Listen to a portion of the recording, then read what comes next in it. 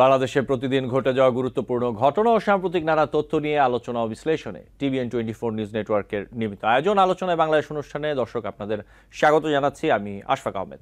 আজকের অনুষ্ঠানে আমাদের সাথে অতিথি হিসেবে যুক্ত আছেন মানবেন্দ্র দেব, সদস্য কেন্দ্রীয় কমিটি সিপিবি, এবং আমাদের সাথে আরও যুক্ত আছেন দিদারুল ভুইয়া, অর্থ সমন্বয়ক রাষ্ট্র সংস্কার আন্দোলন। আপনাদের স্বাগত জানাচ্ছি আলোচনায় বাংলাদেশ অনুষ্ঠানে।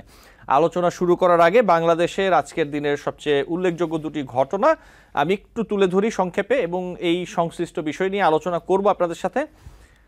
প্রথমে যে তথ্য তা হচ্ছে ছাত্র দলের সমাবেশে ভার্চুয়ালি যোগ দিয়ে প্রথমবারের মতো তরুণদের কাছে ভোট চেয়েছেন বিএনপির ভারপ্রাপ্ত চেয়ারম্যান তারেক রহমান। তিনি বলেন, প্রথমবার আমি তোমাদের সেই আহ্বানের কথা বলবো। কি সেই আহ্বান? তারুণ্যের প্রথম ভোট ধানের শীষের জন্য হোক। ছাত্র দলের নেতাকর্মীদের উদ্দেশ্যে তারেক রহমান বলেন, আগামীর বাংলাদেশে ফ্যাসিবাদ, উগ্রবাদ, চরমপন্থার উত্থান কিংবা পুনর্বাসন ঠেকাতে শিক্ষার্থীদেরকে অবশ্যই সচেতন ভূমিকা পালন করতে হবে। তিনি বলেন, গত দেড় দশকে ভোটার তালিকায় এ পর্যন্ত প্রায় 4 কোটি নতুন ভোটার যুক্ত হয়েছে।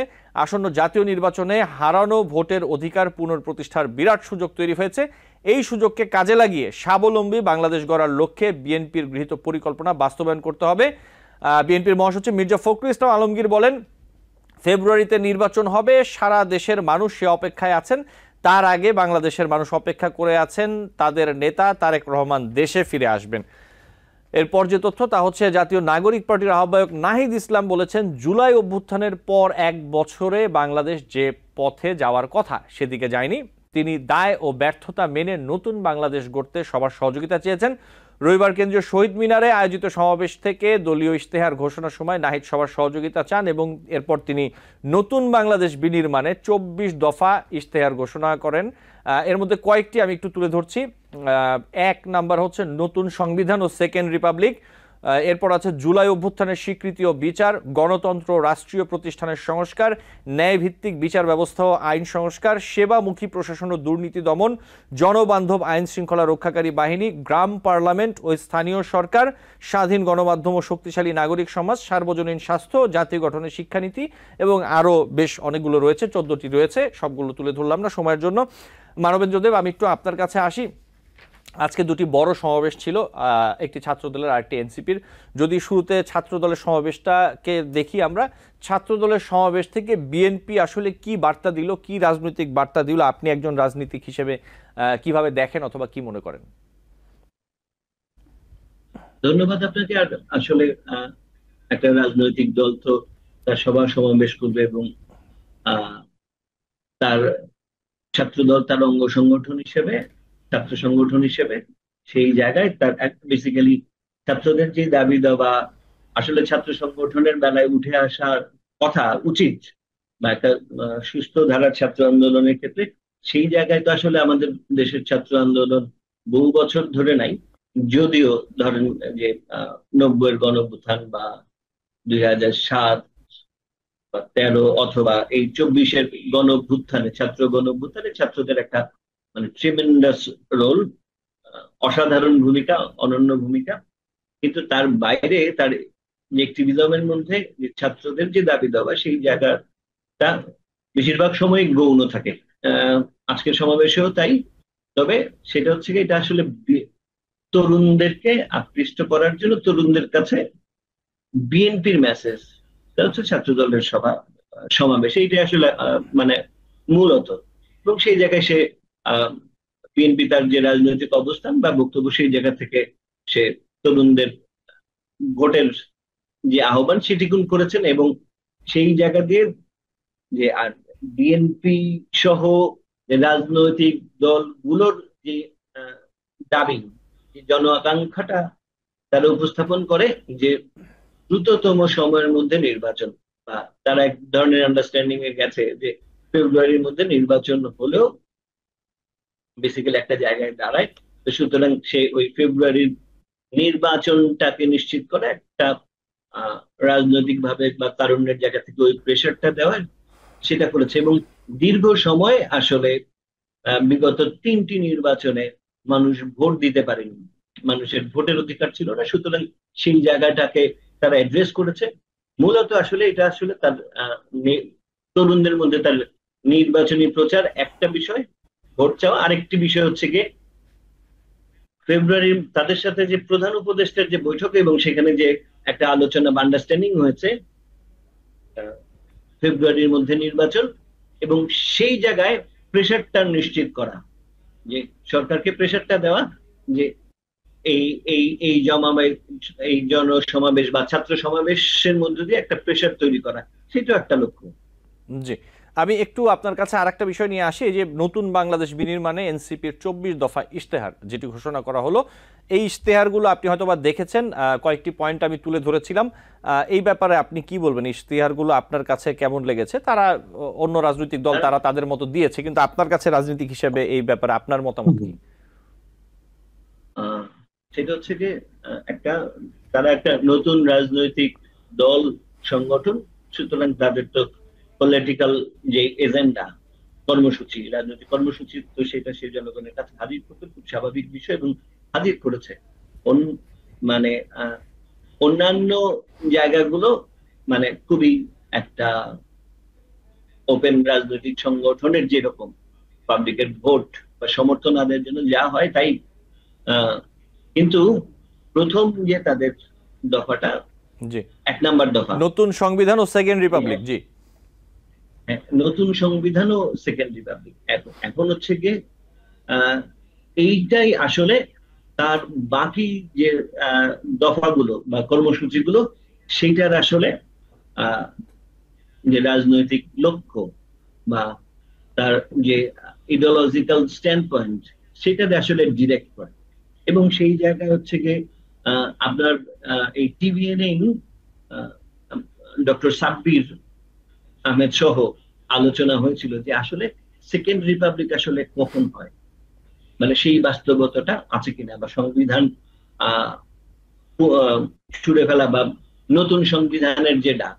হ্যাঁ, 72-এর সংবিধানে অনেকগুলো জায়গায় সমস্যা আছে, মানে অনেকগুলো জায়গাতেই প্রশ্ন আছে, অনেকগুলো জায়গায় ন্যায্যতার ঘাটতি আছে, এবং সেইটারে পরিবর্তন, পরিমার্জন, পরিবর্ধনের সুযোগ থাকে। কিন্তু ওনারা একদম সেটা হচ্ছে গিয়ে নতুন সংবিধান প্রণয়ন বা সেকেন্ড রিপাবলিকের যে ডাক, সেটাই আসলে যে আলোচনাগুলো মানে এর মধ্যে আমরা করছিলাম বা তারাও করছে, মানে সেইটাকেই রিফ্লেক্ট করে, এর বাইরে কিছু না। সুতরাং এবং এটা আসলে আহ এটা নিয়ে বিস্তর আলোচনা হয়েছে আমাদের মধ্যে। সেই আলোচনায় আমরা কিন্তু বারবার বলেছি এটা হচ্ছে যে 5 তারিখ, 5ই আগস্ট 2024, সেই জায়গায় যে এই সংবিধানকে অ্যাডমিট না করে সেই জায়গায় একটা গণ অভ্যুত্থানের মধ্য দিয়ে একটা সরকার এসেছে, একটা গ- এক- একটা স্বৈরাচারী সরকারের পতন হয়েছে, এবং সেই জায়গায় সেই অনেকগুলো স্কোপই ছিল, সেই স্কোপ গুলো তো আসলে হারিয়েছে। এবং সেই জায়গায় তারপরে তার হচ্ছে গিয়ে এই দাবি করেছে, এবং সেই দাবিতে আসলে জনগণ তার সাথে কতখানি একমত হবে আসলে। তো হচ্ছে গিয়ে বাংলাদেশে আমরা যদিও আমরা আমরা প্রত্যেকেই বলি জনগণ হচ্ছে গিয়ে সার্বভৌম, অন্য কোনো কিছু নয়, কিন্তু আসলে এই সার্বভৌম এটা লিপিবদ্ধ আছে সংবিধানে, কিন্তু আমরা কি সেই সার্বভৌম জায়গাটা কখনো অনুশীলন করতে পেরেছি কিনা, বা সেই অধিকারটুকু জনগণ আসলে আহ, ভোগ করেছে কিনা, উপভোগ করেছে কিনা, সেটা তো মানে একটা বিচার্য বিষয়। তো সুতরাং তারপরেও আমি বলবো যে এই জায়গায় একটা তারা অসম্ভব চ্যালেঞ্জ আসলে ছুড়ে দিয়েছে, এবং সেই চ্যালেঞ্জটার জবাব কি হবে, এবং সেটা নিশ্চয়ই জনগণই নির্ধারণ করবে। জি, মানবেন্দ্র দেব, ধন্যবাদ। দিদারুল ভুঁইয়া, আপনার কাছে আসি। একই বিষয়, ছাত্রদলের সমাবেশ থেকে বিএনপি কি বার্তা দিল, আপনার কাছে কি মনে হয় একজন রাজনীতিক হিসেবে? একই সাথে এনসিপির 24 দফা ইশতেহার, এই ব্যাপারে যদি একটু বলতেন। না, আজকে তো খুব মানে দুইটা দলের দুইটা বড় সমাবেশ, রিজনেবলি দুইটা বড় সমাবেশ ছিল। সো এটা ইন্টারেস্টিং এবং এটা গুরুত্বপূর্ণ। আমি মনে করি যে আমরা যতই দিন যাচ্ছে যে এক ধরনের যে আপনার অস্থিরতাতে যে আমাদের মধ্যে আছে, এই যে জুলাই সনদ কিংবা ধরেন যে ডিক্লারেশন, এইসব নিয়ে, এবং সামনের দিনে যে ইলেকশন কেন্দ্রিক একটা অস্থিরতাও যে আমাদের মধ্যে আসলে আছে, এইটার একটা প্রমাণ আমার কাছে মনে হইলো যে আজকে দুইটা দলের যে সমাবেশ এবং তাদের যে বক্তব্য। তো বিএনপির বক্তব্যে তো আসলে খুব নতুন কিছু আসে নাই। মোটা দাগে যে কথাগুলোই আমরা শুনি সাধারণত সেই আলাপগুলোই আসলে আসছে। যদি ধরেন যে কথার কথা তারেক রহমান সাহেব তিনি দেশে ফেরার ব্যাপারে একটা সুনির্দিষ্ট ঘোষণা আসতো, কিংবা ধরেন যে আপনার এই যে জুলাই সনদ এগুলো বাস্তবায়নের ক্ষেত্রে বিএনপির কমিটমেন্টের জায়গাটা যদি আমাদের কাছে মানে একটা সত্যিকার অর্থে একটা প্রমাণ নিয়ে যদি আসলে তারা হাজির হতেন, তাহলে আমার কাছে মনে হতো যে একটা ভিন্ন নতুন মাত্রা আসলে তারা দেখাতে পারছেন। আর এনসিপির সমাবেশ নিয়ে আমার কাছে যে জিনিসটা মনে হয়েছে যে মানে আহ, আহ, যেটা বললেন মানবেন্দ্র ভাই বললেন, মানে আপনি যখন ভালো কথা বলে যদি আপনি একটা আসলে আহ খারাপ একটা ইন্টেনশন, মানে খারাপ ইন্টেনশন আমি বলবো না, আমি বলবো যে আসলে আপনি যে ভালো কথাটা বলতেছেন সেটার রেজাল্ট আসলে খারাপ হইতে পারে, তখন আসলে এই জিনিসটা আসলে ভালো কথা আর থাকে না। সময় কাল জ্ঞান যে বিষয়টা আর কি, সেই বিষয়টা যখন না থাকে তখন আপনার অনেক জিনিস আসলে বুমেরাং হইতে পারে। যেটি বলছিলাম যে 5 অগাস্ট হ্যাঁ, জুলাই ঘোষণাপত্র দেওয়ার কথা জানিয়েছে সরকার। এখন এখানে দুটি বিষয়, একটি হচ্ছে প্রথমত এতে কি আছে বিষয়টি আসলে স্পষ্ট নয়, আর দ্বিতীয়ত হচ্ছে হলো এর সাংবিধানিক ভিত্তি নিয়েও মতবিরোধ রয়েছে, বিতর্ক আমরা দেখতে পাচ্ছি। এই ব্যাপারে আপনি কি বলবেন? এটা আপনি জানেন না, এটা আমি জানি না যে জুলাই ঘোষণাতে কি আছে, এবং আমি যতটুকু আন্দাজ করতে পারি দিদারুল সাহেবও জানেন না। কারণ বা জনগণ তো জানেনই না, শুধুমাত্র জানে বিএনপি, জামাত আর এনসিপি, এর বাইরে কাউকে দেয় নাই। এটা নাকি সালাউদ্দিন সাহেব বলেছেন যে তাদেরকে জানুয়ারির গত জানুয়ারির পর থেকেই বিভিন্ন ড্রাফট তাদের কাছে পাঠানো হচ্ছে এবং সেটা করছে। সুতরাং আমরা আসলে জানি না যে জুলাই ঘোষণায় আসলে কি থাকছে। তো সুতরাং সেটা নিয়ে আলাপ করা তো আসলে দুষ্কর। এবং ধরেন এবং এই সরকারের তো আসলে এটা আসলে নতুন নয়, এবং চালাকি করে তো আসলে রাষ্ট্র পরিচালনা হয় না। চালাকি করে যে মানুষের মানুষের অধিকার ফেরত দেওয়া যায় না। দর্শক, আলোচনায় বাংলাদেশ অনুষ্ঠান নিচ্ছি ছোট্ট একটি বিরতি, সাথে থাকবেন। টিভিএন 24 টেলিভিশন দেখতে আজই কল করুন 7187776556। লগ ইন করুন www.totalcablebd.com। দর্শক, আলোচনায় বাংলাদেশ অনুষ্ঠানে আপনাদের আবারও স্বাগত জানাচ্ছি। বিরতির পর মানবেন্দ্র দেব আপনার কাছেই আসি, যে বিষয়টি নিয়ে কথা বলছিলেন জুলাই ঘোষণাপত্র। জি বলুন। মানে সেটা হচ্ছে কি, সরকার এক ধরনের লুকোছাপা বা চালাকির আশ্রয় নিচ্ছে। মানে জুলাই সনদের মতো একটা বা জুলাই ঘোষণার মতো একটা মানে সেন্সিটিভ বিষয় নিয়ে। তো এটা হচ্ছে কি, আমরা শুনেছি যে বিএনপি, জামাত আর এনসিপি ছাড়া কারো কাছে তার খসড়াটি যায়নি। তো সুতরাং মানে অন্যান্য রাজনৈতিক দল তো বটেই, পাবলিক তো জানেই না। আপনাদের কাছে এটি আসেনি মানবেন্দ্র দেব, আপনারা পাননি? না না না না, আমি এটা আমাদের কাছে পাঠাইনি। এবং ধরেন যে সালাউদ্দিন সাহেব বলেছেন এটা নাকি তাদের কাছে জানুয়ারির পর থেকেই যাচ্ছে আসছে। আমি আরেকটি বিষয় একটু তুলে ধরি, যেটি বলছিলাম যে নতুন সংবিধান ও সেকেন্ড রিপাবলিক নিয়ে যেই কথাটি আসলে, এবং তার পরবর্তীতে সেখানে যেটি বলা হচ্ছে পুরাতনকে ঝেড়ে ফেলে আমাদের রাষ্ট্রের নতুন যাত্রায় আমাদের প্রথম অঙ্গীকারী হচ্ছে গণপরিষদের মাধ্যমে নতুন একটি সংবিধান। জুলাইয়ের আকাঙ্ক্ষা পূরণে আমাদের এই নতুন সংবিধান একনায়কতন্ত্র, পরিবারতন্ত্র ও ফ্যাসিবাদী কাঠামোর বিলোপ করে একটি বৈষম্যহীন গণতান্ত্রিক, অন্তর্ভুক্তিমূলক ও জনকল্যাণমুখী সেকেন্ড রিপাবলিক গঠন করবে। আমাদের নতুন রাষ্ট্র ব্যক্তির জীবন, জীবিকা, মর্যাদা ও অধিকার সংরক্ষণ করবে। এই নতুন সংবিধান আমাদের রাষ্ট্রের আইন, বিচার ও নির্বাহী বিভাগের মধ্যে ক্ষমতার সুনির্দিষ্ট বিভাজন ও ভারসাম্য নিশ্চিত করবে।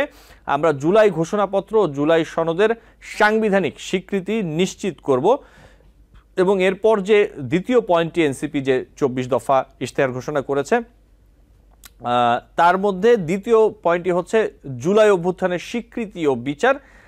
সেখানে বলা হচ্ছে এই জনপদের মানুষের উপনিবেশ বিরোধী সংগ্রাম, 1971 সালের মহান মুক্তিযুদ্ধের কাঙ্ক্ষিত সাম্য, মানবিক মর্যাদা ও সামাজিক সুবিচার প্রতিষ্ঠার লড়াই এবং জুলাই গণঅভ্যুত্থানে একটি বৈষম্যহীন বাংলাদেশ গঠনের প্রত্যয় আমাদের প্রেরণা। আমরা জুলাইয়ে সংঘটিত গণহত্যা, শাপলা গণহত্যা, বিডিআর হত্যাকাণ্ড, গুম ও বিচার বহির্ভূত হত্যাসহ আওয়ামী ফ্যাসিবাদের সময় সংঘটিত সকল মানবতা বিরোধী অপরাধের দৃষ্টান্তমূলক বিচার ও শাস্তি নিশ্চিত করব। জুলাই গণ অভ্যুত্থানে শহীদদের পরিপূর্ণ রাষ্ট্রীয় স্বীকৃতি, আহতদের সুচিকিৎসা ও পুনর্বাসন নিশ্চিত করে আজীবন তাদের পাশে দাঁড়াবো। জুলাইয়ের জাতীয় ঐক্য, হাজারো শহীদের আত্মত্যাগের মহিমাকে ধারণ করার জন্য আমরা জুলাইয়ের স্মৃতি রক্ষা করব এবং সবসময় ফ্যাসিবাদ বিরোধী লড়াইয়ের সহযোদ্ধাদের পাশে থাকব। এবং তৃতীয় যে পয়েন্টটি, সেখানে বলা হচ্ছে গণতন্ত্র, রাষ্ট্রীয় প্রতিষ্ঠানের সংস্কার। তাতে বলা হচ্ছে আমরা এমন একটি ইনসাফের রাষ্ট্র গড়ে তুলতে চাই যেখানে রাষ্ট্রীয় প্রতিষ্ঠানগুলো হবে জাতি, ধর্ম, বর্ণ নির্বিশেষে পক্ষপাতহীন, নৈবত্তিক, মানবিক ও গণমুখী। জনসেবাই হবে তাদের মূল মন্ত্র। একই সঙ্গে রাষ্ট্রের সকল সাংবিধানিক ও বিধিবদ্ধ জবাবদিহিতা নিশ্চিতকরণ প্রতিষ্ঠানের ক্ষমতা বৃদ্ধি করা হবে, যেন এই প্রতিষ্ঠানগুলো স্বাধীন কাজ করে নির্বাহী বিভাগের কর্তৃত্বপরায়ণ হওয়ার প্রবণতাকে প্রতিহত করতে পারে। চতুর্থ যে পয়েন্টটি রয়েছে তা হচ্ছে ন্যায়ভিত্তিক বিচার ব্যবস্থা ও আইন সংস্কার। সেখানে বলা হচ্ছে, এনসিপি বলছে যে আমাদের রাষ্ট্রে স্বাধীন বিচার বিভাগ ক্ষমতাবানদের পক্ষে অন্ধ অবস্থান নিবে না, বরং মজলুমকে তার প্রাপ্য ন্যায় বিচার বুঝিয়ে দেবে। এছাড়া একটি সত্যিকারের জনগণতান্ত্রিক রাষ্ট্র গড়ে তুলতে আমরা ঔপনিবেশিক আমলের সকল আইনকে জাতীয় আন্তর্জাতিক মানবাধিকার মানদণ্ডের ভিত্তিতে যুগোপযোগী করব। মৌলিক মানবাধিকার লঙ্ঘন করবে এমন কোনো আইন তৈরি করা হবে না।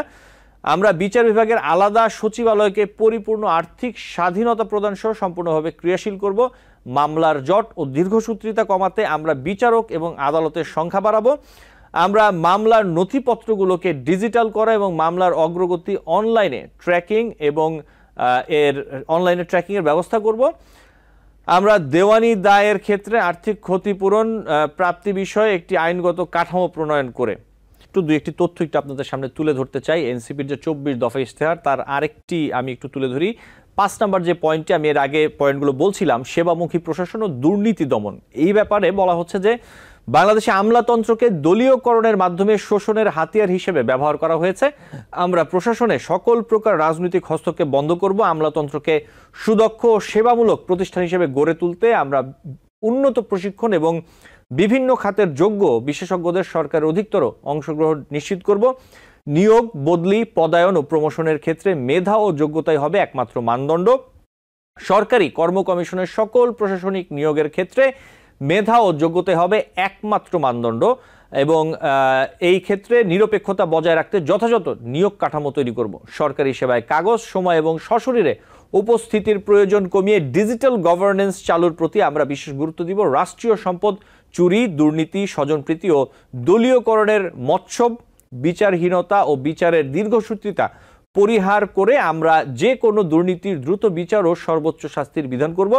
সরকারের যে কোনো দাপ্তরিক দুর্নীতি প্রকাশ করলে সংশ্লিষ্ট ব্যক্তিকে বিশেষ আইনি সুরক্ষা দিতে আমরা হুইসেল ব্লোয়ার প্রোটেকশনের আইন প্রণয়ন করব এবং এই লক্ষ্যে বিদ্যমান সকল আইনি কাঠামোর যথাযথ সংস্কার করা হবে। এছাড়া পরিবার ও সমাজে দুর্নীতি বিরোধী মূল্যবোধ তৈরি ও সচেতনতা বাড়ানোর লক্ষ্যে আমরা শিক্ষা কারিকুলামের আমূল পরিবর্তন আনবো এবং শিক্ষা প্রতিষ্ঠানগুলোকে বিশেষ কর্মসূচি চালু করব। এই কয়েকটি পয়েন্ট আমি একটু তুলে ধরলাম এনসিপির যে 24 দফা, সেখান থেকে। দর্শক, আমাদের আজকে সময় শেষ। অনুষ্ঠানের আমরা আজকের মতো বিদায় নিচ্ছি। নিশ্চয়ই আলোচনায় বাংলাদেশ অনুষ্ঠানের পরবর্তী অনুষ্ঠানে আপনার সাথে আবারও দেখা হবে। ধন্যবাদ। আজকের মতো এখানেই শেষ করছি।